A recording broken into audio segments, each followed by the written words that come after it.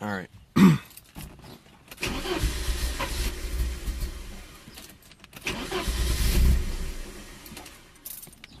This is after about 2 or 3 minutes of trying to start it, so...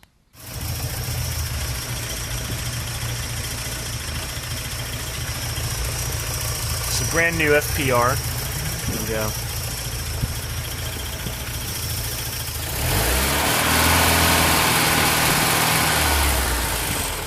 It's pretty much 1.5 bar whenever I rev it.